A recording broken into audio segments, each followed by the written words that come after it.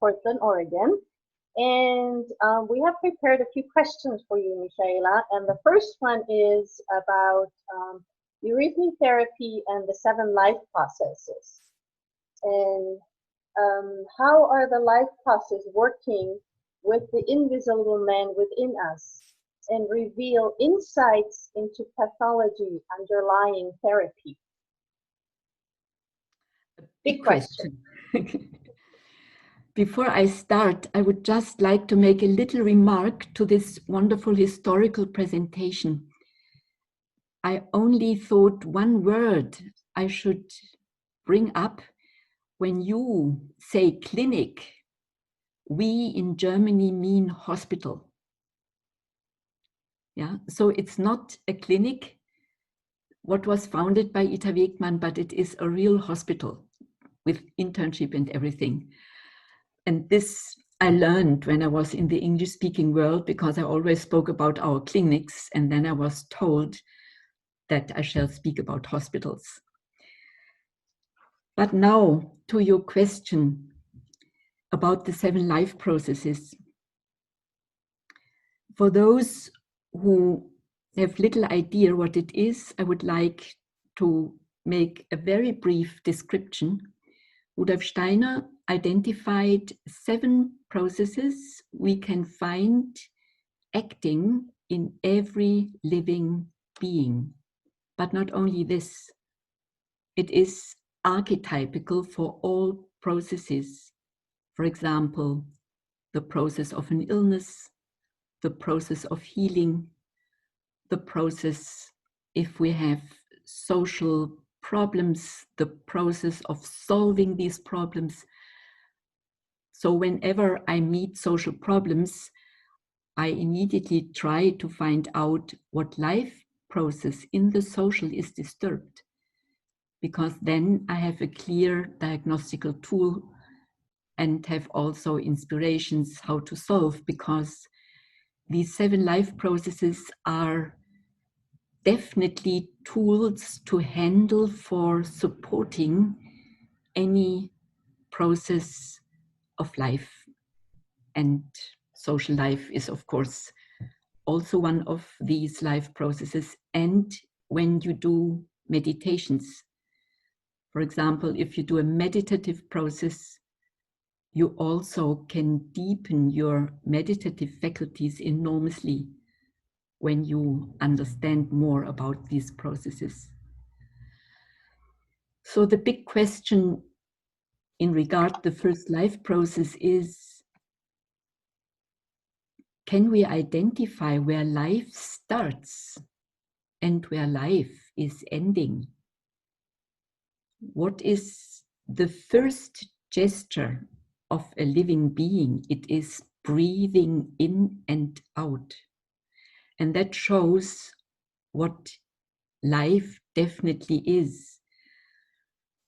For me, it was one of my most wonderful experiences working as a school doctor, also teaching them biology, that when we discussed in a 12th grade the question, what is the difference between a being which is dead or an object which is dead and something which is alive? There was 35 minutes struggling.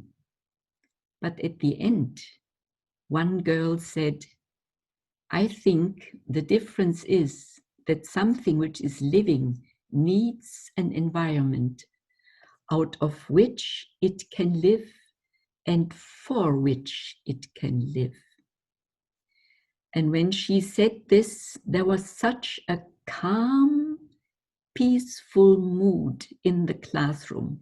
I will never forget. It was this mood of total agreement, because everyone felt that is true. And therefore, it made sense to say the first life process, as Rudolf Steiner said, is breathing. Opening up towards the environment.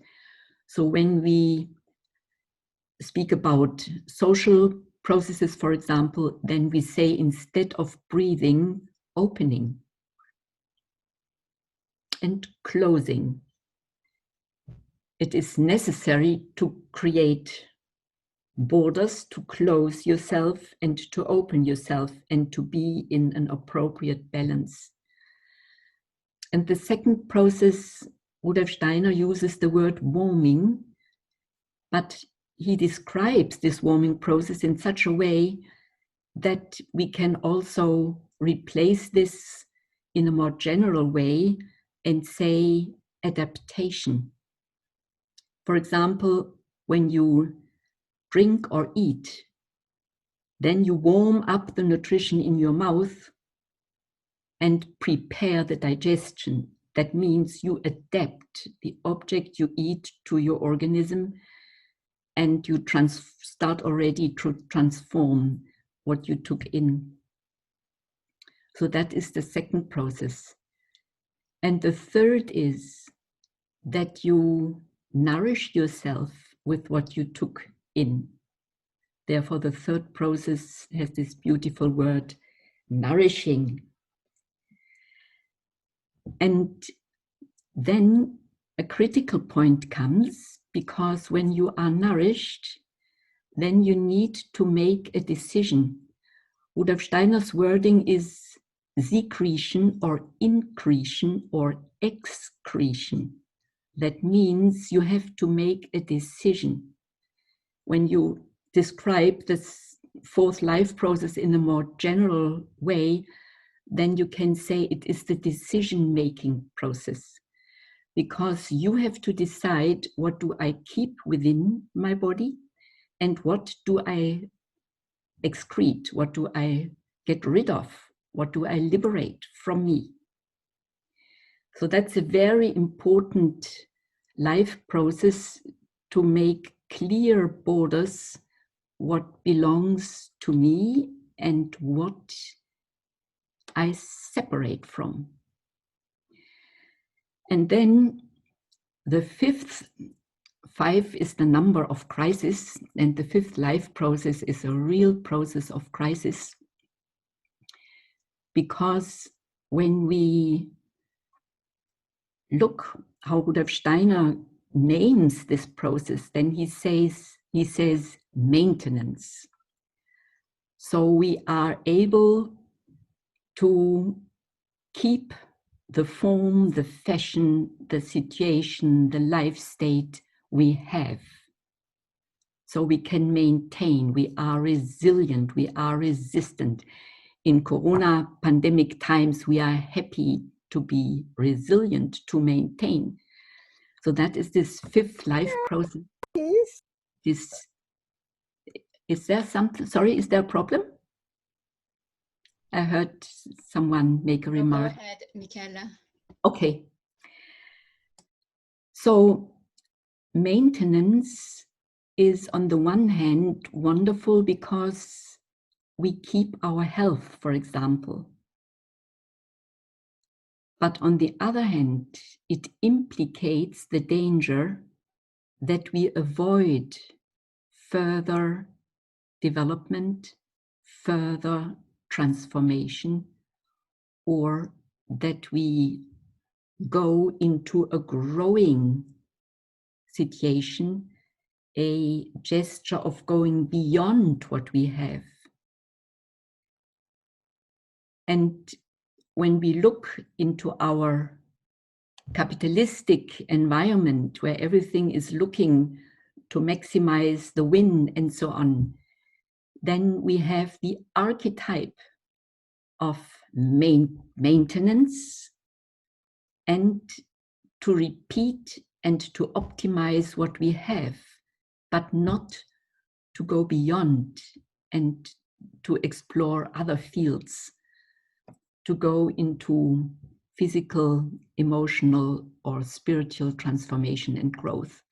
So the sixth process is growing and go beyond your own and enter into other fields of experience, to go beyond your borders.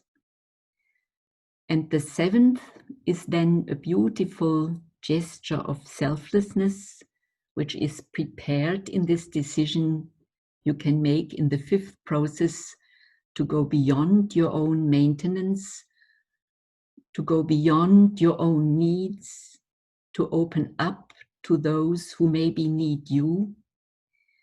And then you can grow beyond your own borders and so on. So this is this shift to overcome our egocentrism. You know, each living being has to look after itself. It has to grow up first, of course, and has to reach a certain maintenance.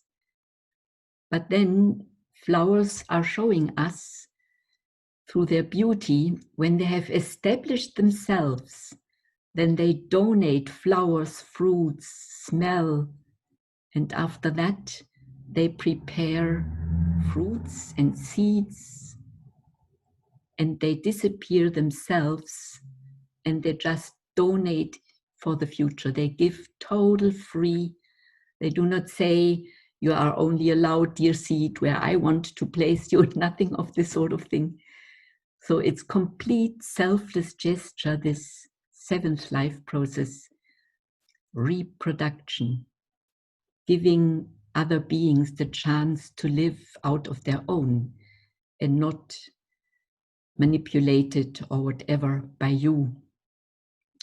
So these are the life processes, but of course, when we study them and when we observe them by looking at plants, looking at social processes, or if we use them for diagnostics, or what is our theme then for therapeutic eurythmy, I will come immediately to that, then we have the situation that all the 7 life processes are parallel in function.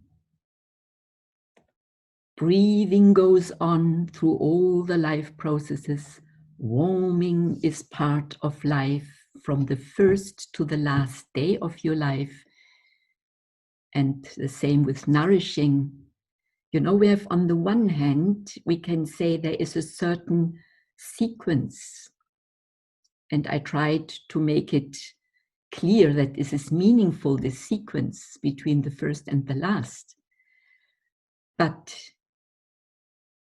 this sequence is only one aspect. The other aspect is that these processes are all at the same time being prepared, being active in different ways. Of course, when you cannot nourish yourself, then your body is using its own resources and is nourishing out of its own. But the processes are always active. And when you ask now, how can we use these processes in eurythmy? What does it help us to understand the invisible man better?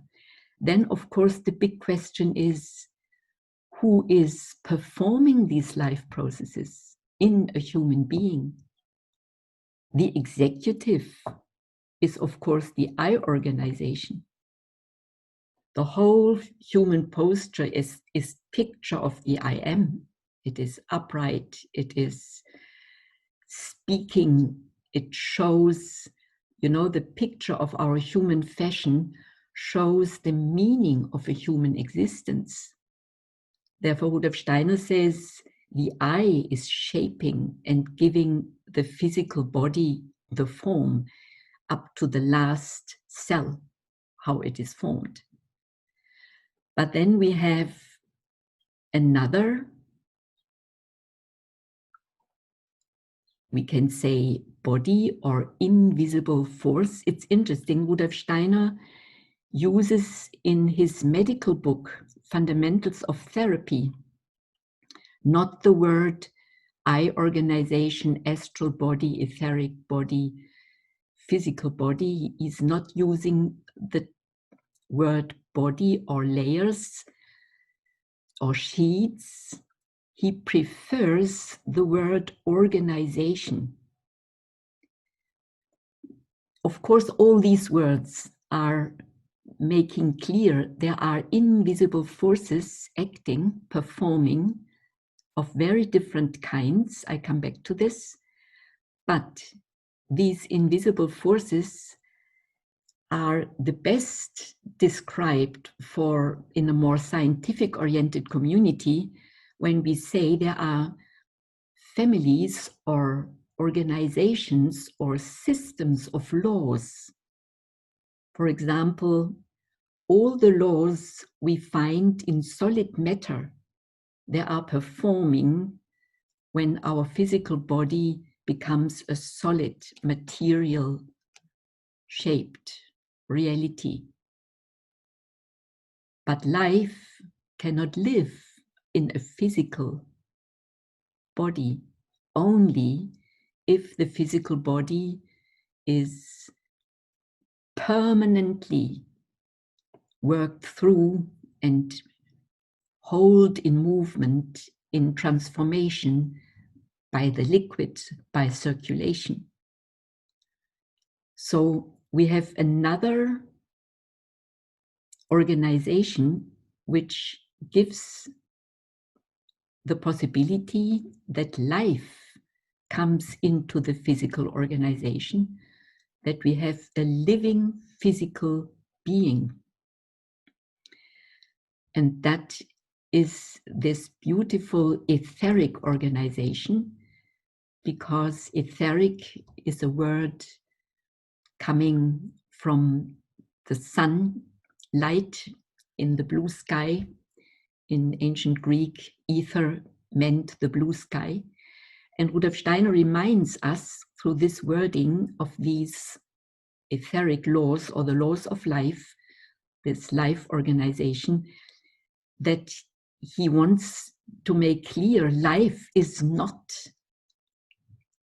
based on our genetic physical substances.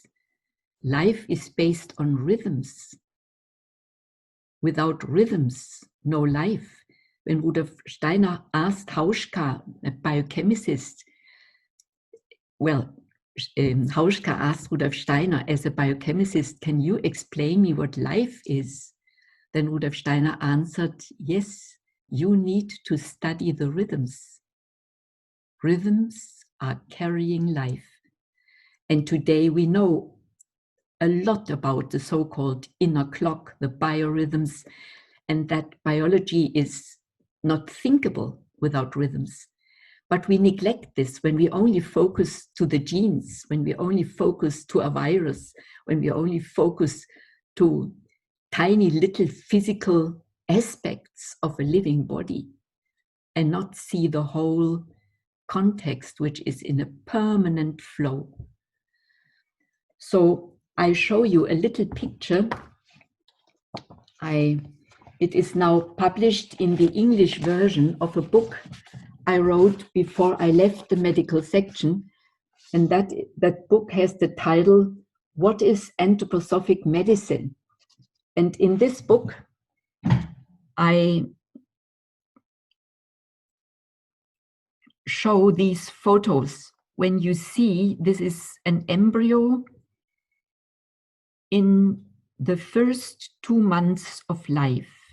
And at the end of 2nd month, you see the full posture of this embryo. But you see, on the other hand, also how all the organs are beautifully shaped and are in a permanent change of becoming. You see the life processes acting. Why is this so important? Because there is no life without rhythm and movement and transformation and change. You know, when we stop our 2 hours session here, we are all 2 hours older. We have changed a little bit. We are not the same, neither physically nor emotionally. We are permanent in process. And to realize this, and that all the rhythms are coming from the heaven and not from the earth. It is the rhythms of sun and moon, and modified by the other planets. life is a cosmic phenomena, and the laws of life are coming from the cosmos and not from the earth.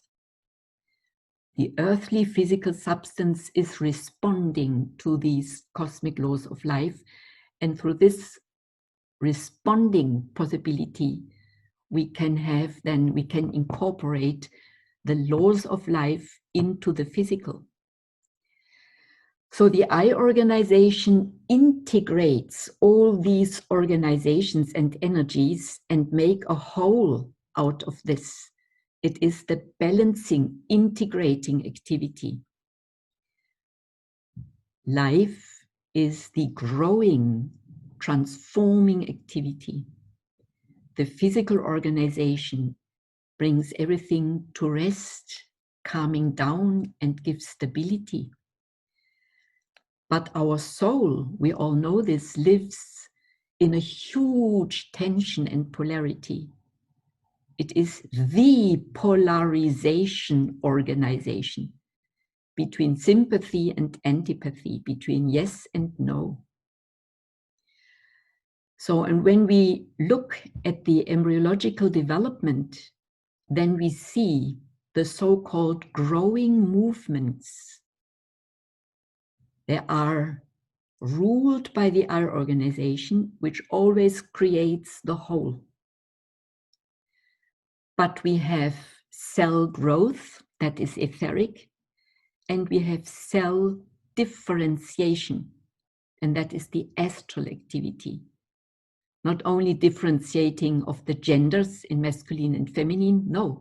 Each cell, nerve, muscle, heart, skin, liver, each cell is differentiated, and that is an activity coming from the astral. So our invisible man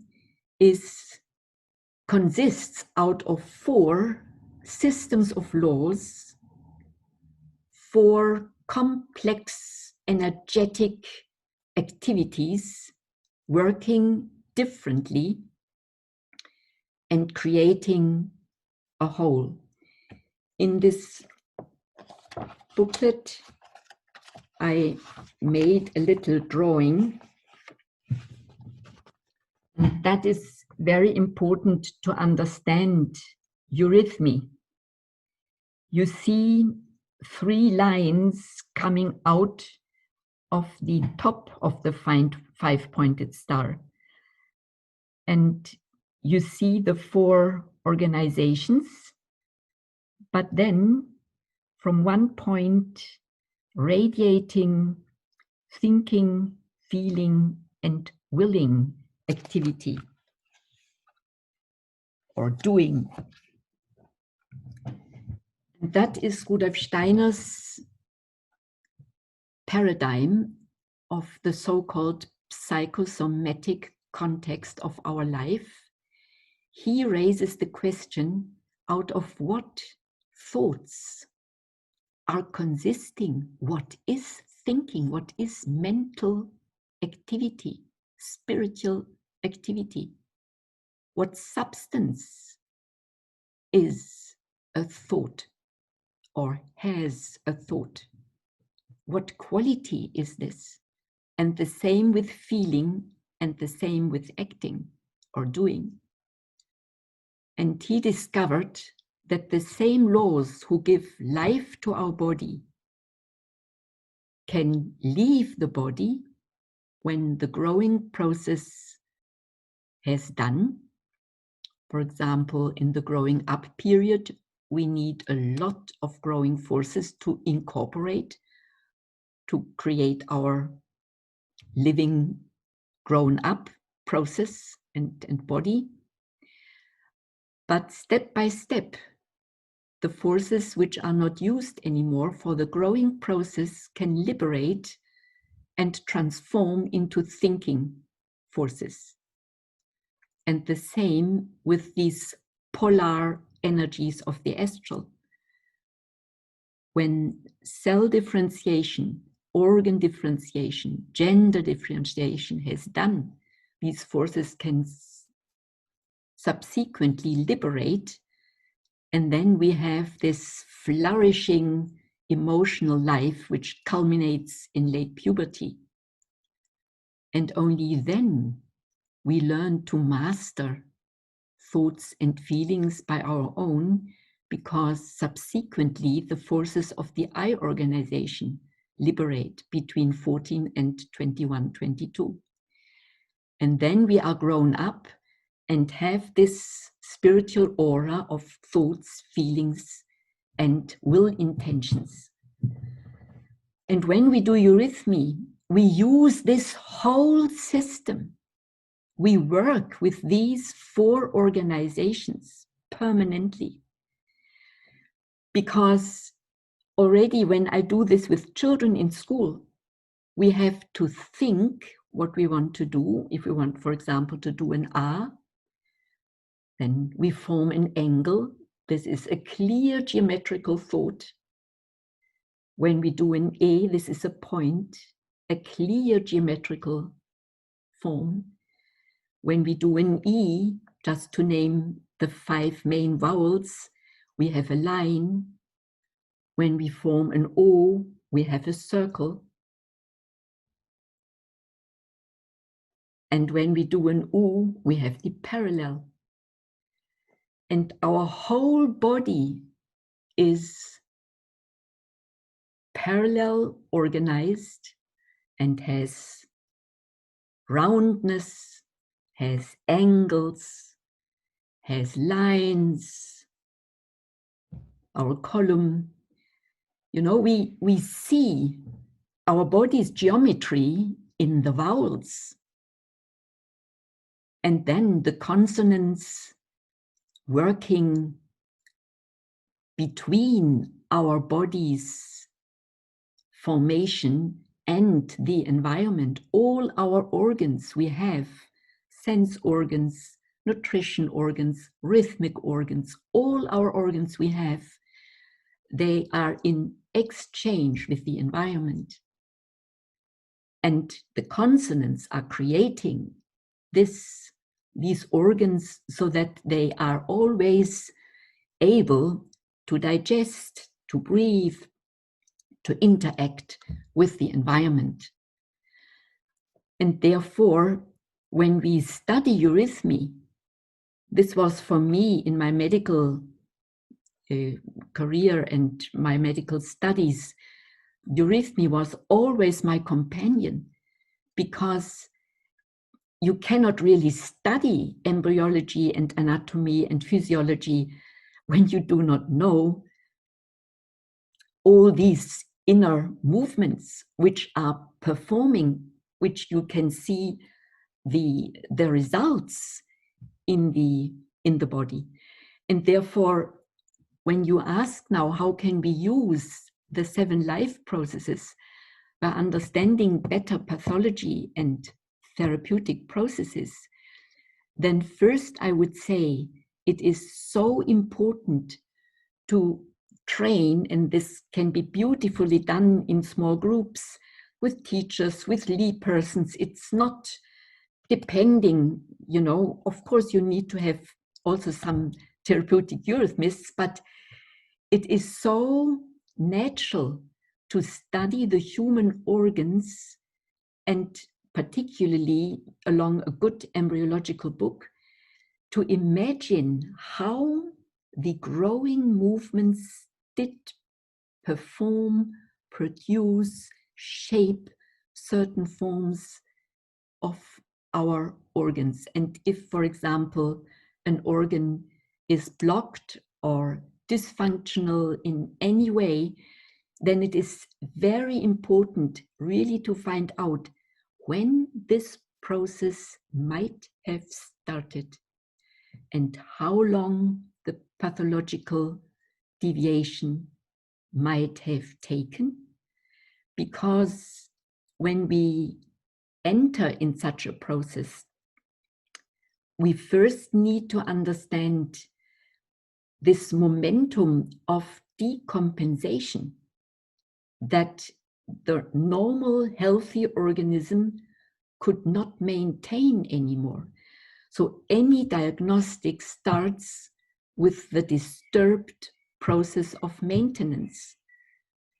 At least I do when I look from this aspect to a patient's problem or a client's problem, because they come with a certain problem and they lost their maintenance, their health. And then I try to find out, when did this imbalance start, that maintenance could not hold fully anymore? And then I can get through this question to the point and then ask, how is it with nutrition? How is it with adaptation? How is it with creating borders, with secretion? You know, then I look on the one hand into the physical circumstances, into the life circumstances, into the lifestyle questions, into the soul process questions. It's important that we try to find out, to understand what process got stuck. And sometimes we cannot ask delicate questions in the beginning. Then we first just take the situation as it is. But when a person cannot maintain, and we know the process of the illness as health professionals, then we can inspire us by imagining the healthy becoming of an organ, and then use the healthy archetypical forms of eurythmy to reshape the forms of the organs. Rudolf Steiner, in this book, Fundamentals of Therapy, writes a beautiful chapter about therapeutic eurythmy. First, he describes eurythmy as an art.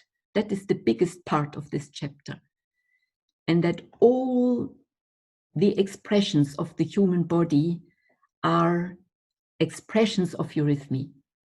Movement, speech, music, all our inner life we can express in the same forms our body is made of. Eurythmy is just the revelation of our embryological movements of becoming and the regeneration movements throughout our life. So whenever we do eurythmy, we activate this whole embryological system to reshape healthy forms, to help for regeneration and so on. And therefore we can start, even if we do not know about personal backgrounds or life crises or whatever, just seeing the person, looking how the movement expression looks like, going with empathy into the way our client is performing, and then try to help him to go a process from the actual performance of his movements towards the healthy archetype. And then we can be sure that we activate via telling what we shall do. We activate the eye organization, and through the meaning of music or poetry or the vowels, through the meaning of the content, this wisdom, we activate the astral body. And by doing the processes and the rhythm and the repetition that we repeat, maybe an ERO 10 times, yeah, we activate the etheric. If you do everything only once, you cannot reach the etheric. You need at least to do it 3 times. Then you are fully in the etheric. But I always say it's better to do it once than nothing. Yeah, that is, eurythmy is just a gift of heaven. I cannot find better words to describe, because it is the expression of human beings' health. So maybe it is a very big question, and that's what I tried to bring a little bit. And if I can, if there is time at the end, I'm happy to go deeper along your questions. But there were other questions as well, and I would like, before we make maybe a little break, to go through our questions. So I give back the word. Yes, thank you. So the next question you already touched on, actually, because it's the question, how can eurythmy therapy be best used in understanding living physiology, health, and illness? Yeah. Maybe I repeat the most essential and show you some pictures. You know, this is the consonant L. And how do we study such a eurythmy figure? We see 3 colors. In this sound, it is gray, the clothing. Then the veil is violet. And the so-called character, that is the will tension. This is very interesting in orange. So we see with our eye organization, we have to activate the muscles in these regions that we feel our will energy, the energy of our eye organization, primarily here. And this is, of course, something we ourselves have to train. And then also with the patient when he needs really L and not just performing it nicely, artistically, but when we really want to bring it into a therapeutic intensity, then it's helpful to use also the colors and to go into the mood of these 3 colors. That thinking has this complex color gray, which includes all other colors.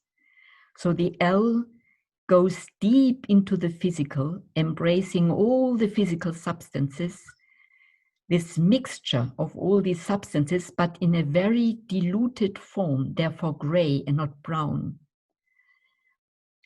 And then the mood, the astral forces, which are performed in the eurythmy figure through the veil, which is moving and showing the feelings which are combined. These astral forces are acting very close to the etheric. Therefore, they have this color, which is very close to the color the etheric has as main color. So one possibility is to go deep into the character, which is the will aspect, the feeling of the sound, which is the astral aspect, and the meaning, the thought of the sound, which is transformation when we take the whole L movement. Then we have, when we do this, and this is, for example, the R, when we do this with all the sounds, then we come deeper into the experience that these are forces we handle. And forces, we really handle here in the moods, in this aspect of thinking, feeling, and willing through the 3 colors, the meaning, the feeling, and the character of the sound. And then we form with our 4 inner organizations, we present and perform the sound.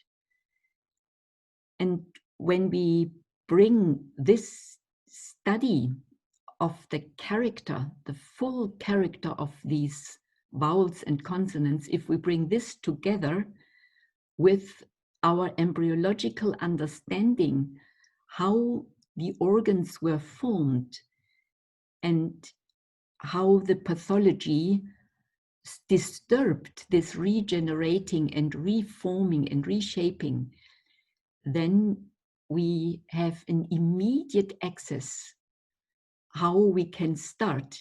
So then we open up to a certain sound with which we start, then we make the process of adaptation and train this one sound to that extent that the patient is feeling, that's how I shall do it at home. So that we repeat it often enough so that he will not train it wrongly at home. So this is the process of adaptation that we are convinced now when he is doing by his own, he will not harm himself by doing it wrongly. So that is the second. We need to repeat so long that there is a certain adaptation, at least for the beginning. And then it is beautiful when the patient or the client comes back to us, or sometimes even in the first lesson we do with him, that he comes back with a personal remark saying, oh, I feel better, or that is nourishing me, that is giving something to me. For example, recently I did just upright standing with someone who had severe neck problems, enormous neck pain. And I saw this person has an attitude, it can only go and become worse, because the whole attitude and posture creates this pathology. So how to reshape? It is hard work to give the other person a healthy feeling of upright standing, because this person is not anymore accustomed to do that. So we have to change even customs of posture in order to access a problem. And then when we make it, then the other immediately feels, oh, that is a total different experience of standing. Am I really so wrong? Yeah? And that is this momentum of nourishment, that a new content which is helping can be felt, and that this person goes richer out of this session, nourished by a new experience. And then, of course, it is important that we create clear limits. How often shall be trained? You know, when we say each exercise 10 times, this is for many people not possible. But when we say, do it in the morning and in the evening, or in the momentum during the day, at least 3 times, make your experiences how to create a space for your daily training. And then we talk about this is much more helpful, because then this is encouraging. Then the person goes home and has the feeling, I will make it. In this borders, I can find myself, even when I have a stressful daily life with lots of whatever coming across issues. So this process of secretion is very important to make good decisions for the training, to limit the performance of these exercises so that it gets a format, so that the other can work with that. And of course, one can change this from time to time, but just to relate to these life processes, it is very important not to forget this, or to say, do it as often you can. You know, this is all and nothing. Yeah. So I do it mostly, I say minimum that and maximum that. and make your experiences, and then we talk again and show how far you got with these exercises.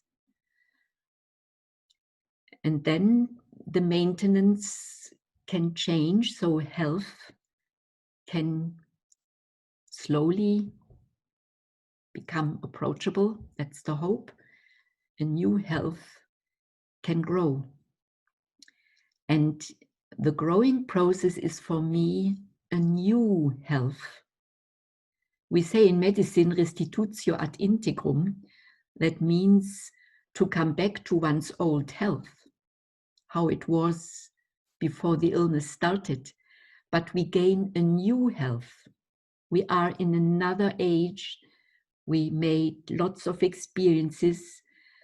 And what is health? Health is the balance between all the factors who are making us ill and all our healing, regenerating powers we have. And if these two are in balance, then the person feels healthy. And this balance we need to establish each day anew. Each day has, so to say, its own health. Each year, each time of our life, we know that. But that is also true when we lead a therapeutic process, that we work on a new balance with the forces the patient has now. Recently, I had someone who had a very severe chronic disorder, which comes from, which is chronic, and each one, the niveau of health is a bit less. So we have to re-establish everything on a lower health niveau than maybe 3 years ago. And that is a very important growing process, that under new circumstances we let grow new healthy possibilities. Of course, when people are young, we can even help them to gain more health, more energy than before. Then the growing forces go into another direction. But to realize that also health must grow is very important. And then this reproduction is this beautiful moment when we can say goodbye to a patient because he has learned to help himself. And if a therapeutic eurythmy treatment went well, I know many patients who did lifelong from that moment on their exercises which helped them best with their problem, or they became friends of eurythmy and took courses and just incorporated other eurythmic tools in their little daily program. Recently, I found a letter from a cancer patient, very severe kidney cancer. The doctors, when she was diagnosed, gave her half a year. She came in the Anthroposophic Hospital in Stuttgart, Filter Clinic, and survived more than 20 years. And she was so grateful. And she said, the main tool was for me the encounter with eurythmy. Beside all medications and what we do, regular cancer treatment. But she said, that brought for me the breakthrough. And I kept doing until now. And it was nice when I got this letter. 2 years later, she died, but not from her cancer, but just because her time was gone. I think it was heart circulation attack. But the relative said she died with her cancer, but not from. Does this make sense? Yes, thank you.